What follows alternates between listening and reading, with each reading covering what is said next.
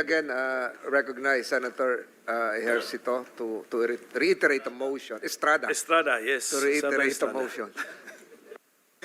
Thank you. Thank you, Mr. Chair. I move that we give the opportunity to the former president to have his opening statement. I so move, Mr. President. Mr. Chair. Second, Mr. Chairman. Yes, it was never the intention to deny the former president to give his opening statement. But upon motion of my colleagues, we are going to give the president the first priority now to give us his opening statement. Mr. President, you are recognized.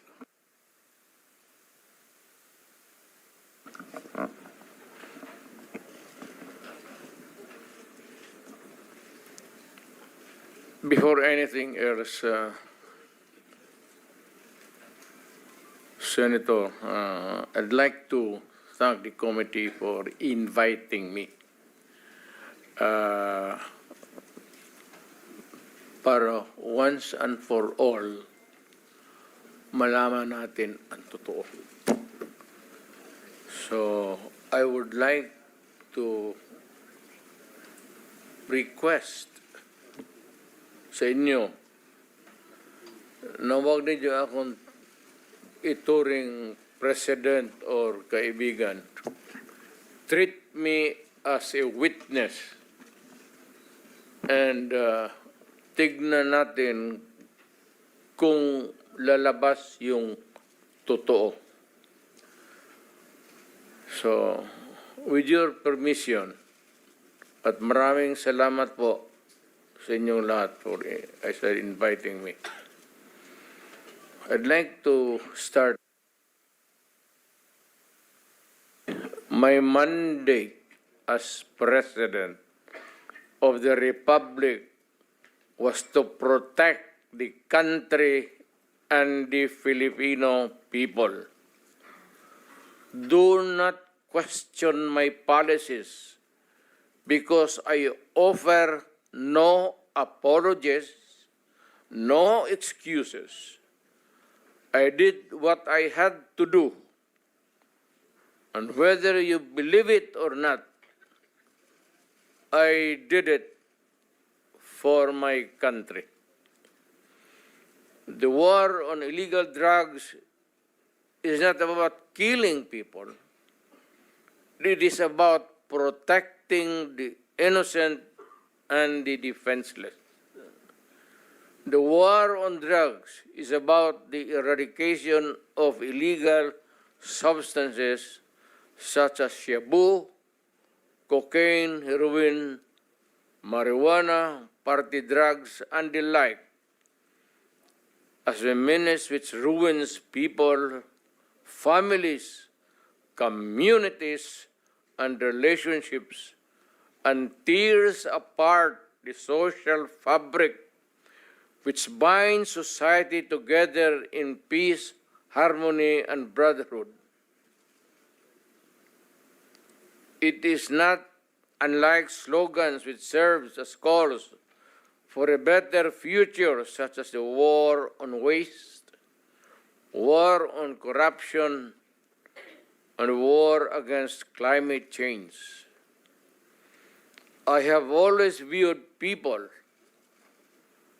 addicted to illegal drugs as victims and patients requiring medical help and not as criminals. That is why when the war on drugs slogan came into being, coined first as a message to the people of Davao City to stay away from illegal drugs, but at the same time, I had a drug rehabilitation facility constructed in Davao City, a city government expense, manned by Davao City government doctors, psychiatrists, nurses, and health workers among others, to look after the complete rehabilitation of those addicted to illegal drugs. I believe then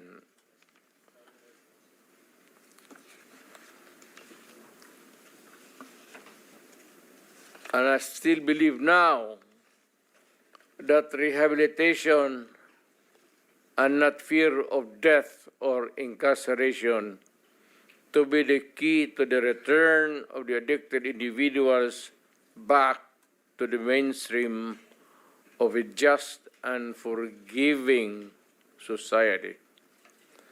But no mistake about it, I hate drugs. I loathe the purveyors, the merchants, and the pushers of this demonizing element. I have not failed to emphasize this from the very day of the campaign when I ran for the presidency in 2016. This was my covenant with the Filipinos who believed in me. And to this day, must still agree with what in government have achieved. It is unfortunate that drug-related crimes are on the rise again. Every day you can read about children being raped, people getting killed and robbed. And just recently, a drug den was raided within the Malacañang complex. This clearly manifests that the purveyors of this menace are back in business.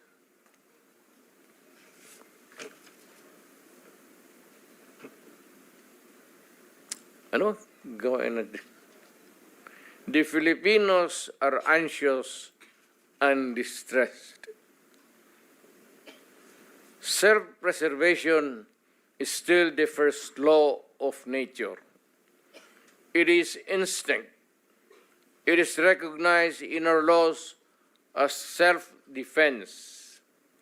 That is why I have always told the police authorities and operatives to be mindful of this basic law of nature.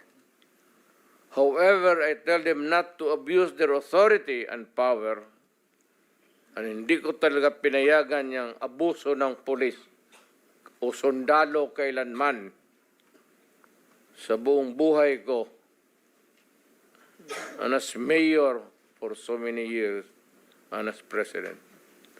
In the guise of protecting themselves. But when your very life is placed at risk and it can be snuffed out in a matter of seconds, then and only then must you act accordingly. Repel the aggression only in self-defense. Alam mo, matagal ako nagturo sa aming bayan sa Police Academy. When I was a prosecutor, to augment my income noon na bago akong kasal, nagturo ako sa pulis. Ang sinabi ko talaga sa kanila, when you are arresting a criminal, you are not supposed to request him to surrender. Rather, you have to overcome the resistance. However,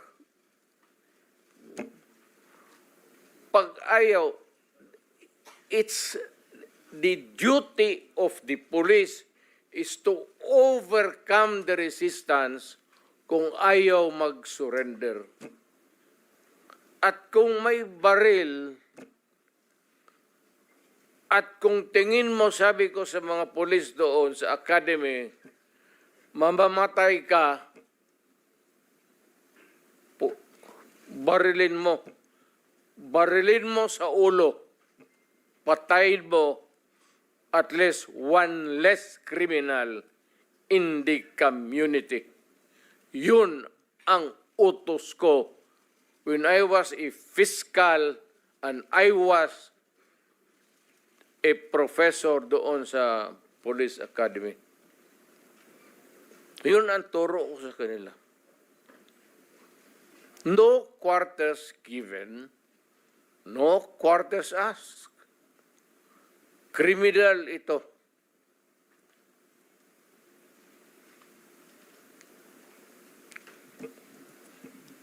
Repel the aggression only in self-defense. Do not make orphans of your children and widows of your wives. I don't want that in my conscience as mayor and president.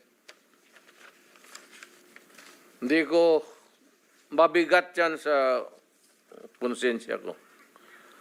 I have warned. But before that, my job as president was never easy. And it was not meant to be. I have tried to do the best I can to address the problem of illegal drugs firmly and without compromise. For all of its successes and shortcomings, I alone take full legal responsibility sa lahat na nagawa ng mga pulis pursuant to my order. Ako ang managot. At ako ang makulong. Huwag yung pulis na sumunod sa order ko. Kawawa naman, nagtatrabaho lang. Yun ang gusto kong sabihin sa Pilipino at mabutit niyaya ninyo ako dito. Once and for all, yan ang gusto kong sabihin sa tao.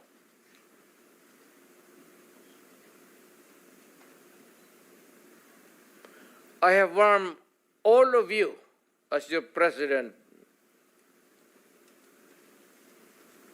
then and as a private citizen now.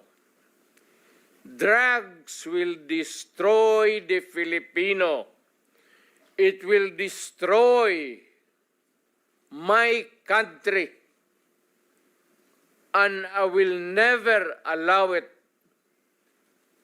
Baski ako empleyado sa gobyerno o private citizen, I will do what is necessary to protect my country, my community, at yung mga anak natin.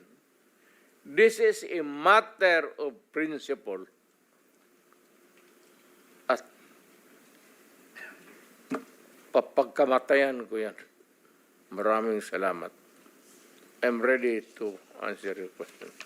Thank you, Mr. President. But now I think it's better to hear victim families, and then we'll open the floor for questioning and discussion. So, among the victim families present today is Randy De Los Santos. Randy, yes. Please give us your testimony. Senator or statement. Pimentel. Ah, Senator yes. Pimentel. Yes. I just want to make a manifestation, if you Go will ahead, allow go ahead, me. go ahead. Sorry, Mrs. De Los Santos. Yes, go ahead. Senator Villar. I just want to manifest that the first request to our family when President Duterte became president in 2016 was to build a drug rehabilitation center in Las Piñas. He came to inaugurate the drug rehab center. My only disappointment is that the complaint of the people that it is hard to enter, to be admitted in the drug rehab center. That's all, Mr. President. Thank you, Senator Villar. Mr. De Los Santos, okay. Try to keep it concise and direct to the point, po, Mrs. De Los Santos. Go ahead. Magandang umaga po, Ginoong Tagapangulo, sa lahat po ng miyembro ng Blue Ribbon Committee at sa mga resource person na naririto po ngayong umaga. Ako po si Randy De Los Santos, ang tiyuhin po ng napaslang na 17 taong gulang noong August 16, 2017. Nagkaroon po ng isang police operation, Ginoong Tagapangulo, sa aming lugar. At sabi ho ng mga pulis sa kanilang report ay bumunot ng barel, lumaban si Kian De Los Santos. Sa pagdinig ng mga kaso, hindi ho yun totoo. Napatunayan po namin sa korte na si Kian ay hindi nanlaban at pinatay. Intention ng pinatay ng mga pulis.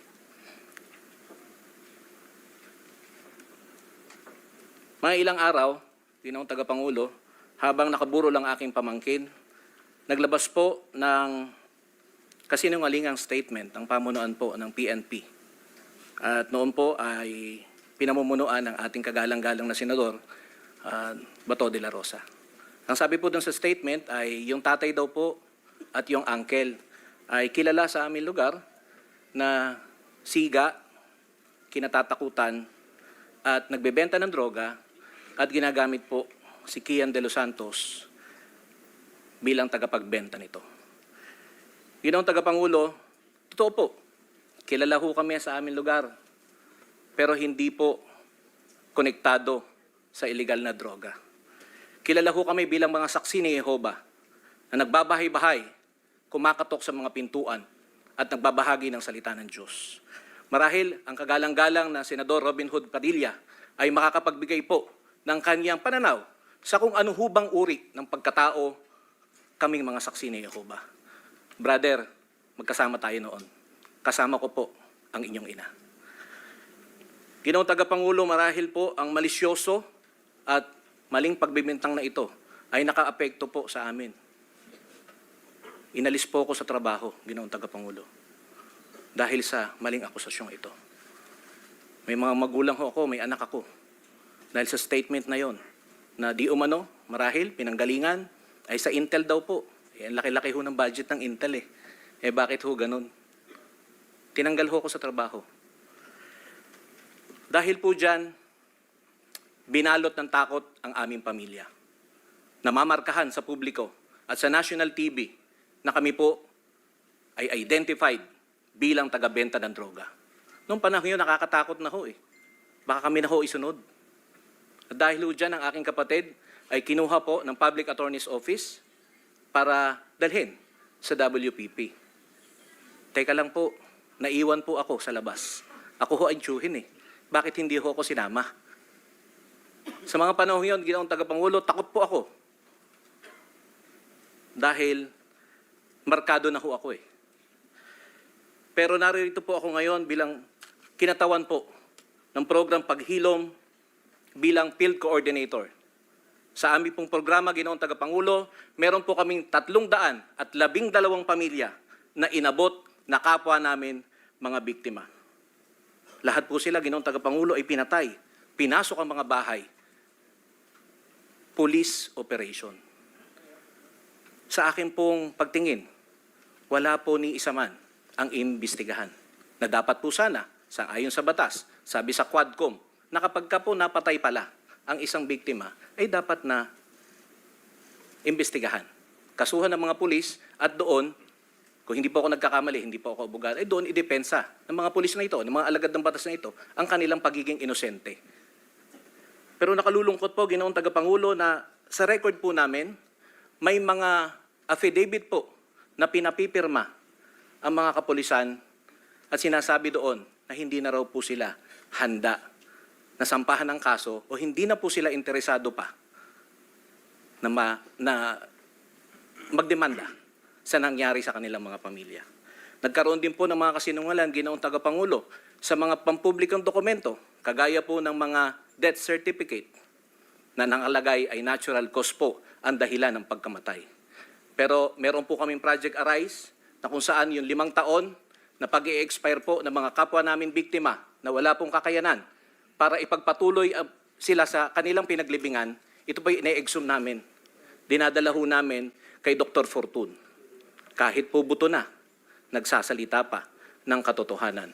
At isa na ho rito, Ginoong Tagapangulo, Your Honors, ay yung matapos po yung 5 taon na renta po ni Kian de los Santos, inexhume ho namin yun eh.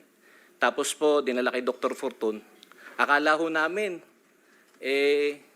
okay na naimbestigahan na ho eh. Pero may bala pa po. At ito po yung on record, maaari po nating tanungin si Dr. Fortun sa kanyang mga natuklasan. Ginoong Tagapangulo, ako po bilang kinatawan ng aming pamilya, ng aking kapatid, nag-usap po kami bago po ako magtungo sa kagalang-galang na komiting ito. Ano bang aking sasabihin doon, Tol? Ano bang gusto mong iparating sa ating kagalang-galang ng mga senador at sa ating tagapangulo? Dismayado po ang kapatid ko, Ginoong Tagapangulo, sa nangyari. Hindi pa ho namin nakukuha ng buo ang hustisya. Kung maaalala po ninyo, 3 po yung aming isinampang kaso laban sa mga kapulisan. Murder, planting of evidence ng baril, at planting of evidence ng droga. Ginoong Tagapangulo, napatunayan na ho namin ito sa korte. Tila maila pa rin po yata sa amin ng hustisya. Nanalo ho kami sa RTC. May gawad po na danyos, hindi pa ho namin nakakuha ito. Ginoong Tagapangulo. Ang kapatid ko ho ngayon na stroke. Kalahati ho ng katawan niya ay lantang gulay. Sa mga bagay pong ito, Ginoong Tagapangulo, at bilang kinatawan po, bilang field coordinator ng program Paghilom, nais ko pong ipabatid sa inyo na lahat po ng 312 na mga pamilya na sa aming pangangalaga, hindi ho sila nanlaban, Ginoong Tagapangulo. Ako po mismo ay personal na pumisita sa kanilang mga burol noong mga panahon na nakaburol ito. At nakakwentuhan po sila. Naalala ko po, yung pahihintulutan po ninyo, yung binanggit ng aking kaibigan na Jehovah's Witnesses noon. 1 minute, sir. Yes, Tuloy, sir. go ahead. Na Jehovah's Witnesses noon. Ang sabi daw po ay, kapag ka namatay ang isang tao, makikilala mo kung sino siya. Sa burol, buti nga, namatay yung tao ngayon, napakasalbahe niyan eh. Pero kapag ka namatay po ang isang tao, sasabihin, sayang, nakakapanghinayang, napakabuting tao niyan, tumutulong.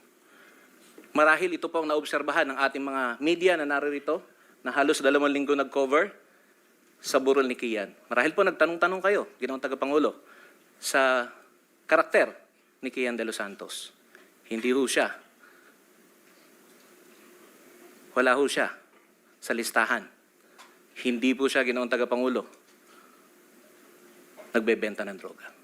Inosente po at nag-aaral po ang aking pamangkin sa isang pribadong paaralan na kahit po medyo may kataasan, ay ginagapang po ng aming pamilya. Nasa ibang bansa ang aking hipag upang mangibang bayan, OFW po, para maglaan ng pangangailangan. Thank you. Thank you, Maraming salamat po. Mr. Randy de los Santos.